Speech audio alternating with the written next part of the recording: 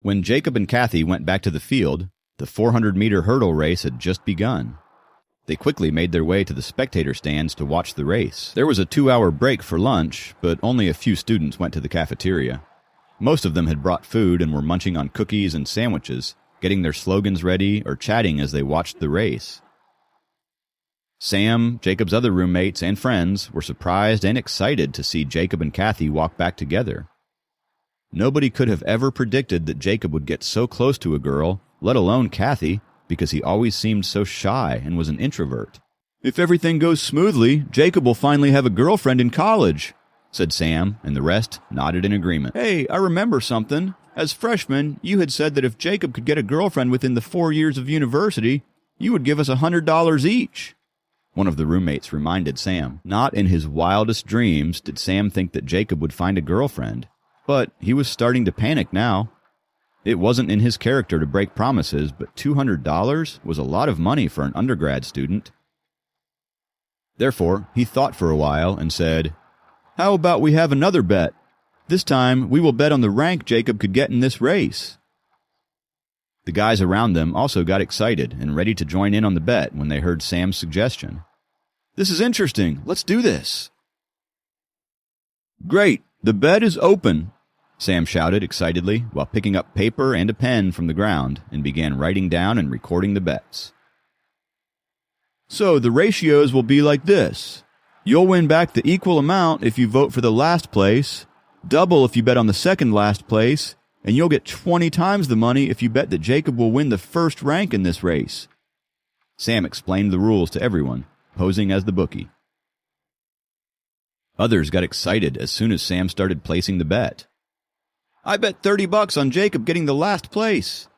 "I bet 20 on Jacob getting the second last place." "I'll bet on the second last place too. He can't be so bad. I mean, he has been practicing, right?" "I bet $5 on him getting the last place.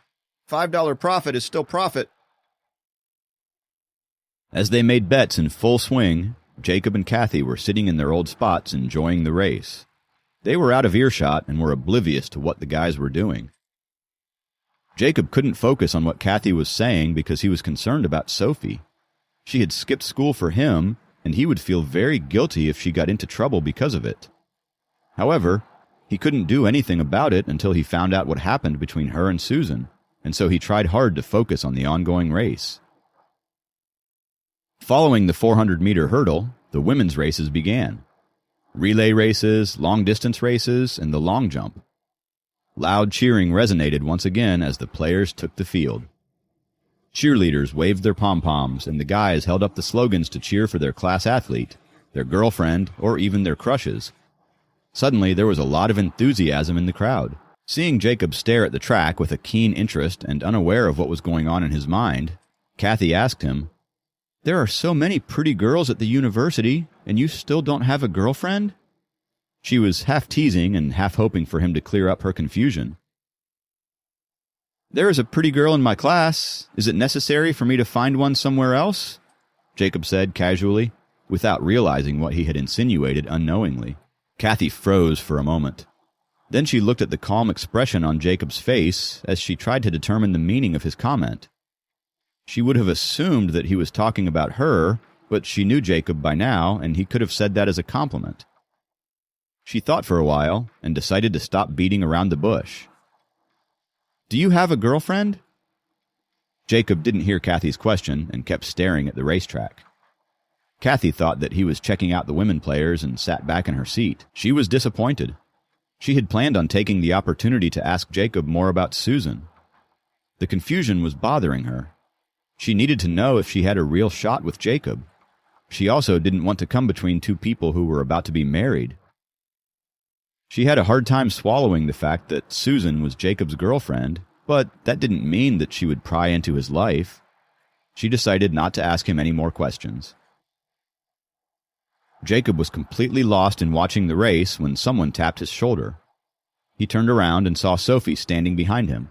He didn't know when she came back.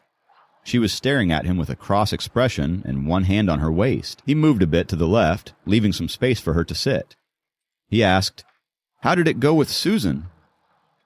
"Not that good, though you don't need to worry about that. What you do need to worry about is picking up your jaw and stop drooling all over the floor, Sophie said in a jealous tone and rolled her eyes at him. She, too, had seen him staring hard at the racetrack. Jacob immediately straightened up as he heard her remark and even checked if he was actually drooling. He realized that he was acting like a love-struck teenager, sitting between two beautiful girls and checking out others. Sophie was already annoyed at him being friends with Kathy. He didn't need her to get angrier. Thinking about Kathy, Jacob realized that he was so lost in thought about Sophie's meeting with Susan that he didn't even bother to hear anything that she had said. However, he was too embarrassed to ask her again. While other guys were genuinely checking out the female players on the track, he was actually concerned about Sophie. Obviously, Jacob wasn't going to explain this to his fiancée. He felt elated to hear the jealousy in her voice, but this wasn't the time to think about that. He pretended to look serious. He tried to say something, but couldn't come up with anything. He really would have liked to know what Susan and Sophie talked about, but he couldn't ask because Kathy was there. So he stayed silent and focused on the track, more alert this time. The next event will be the 1,500-meter race for men. All participants, please report to the field and get ready for the race, said the announcer.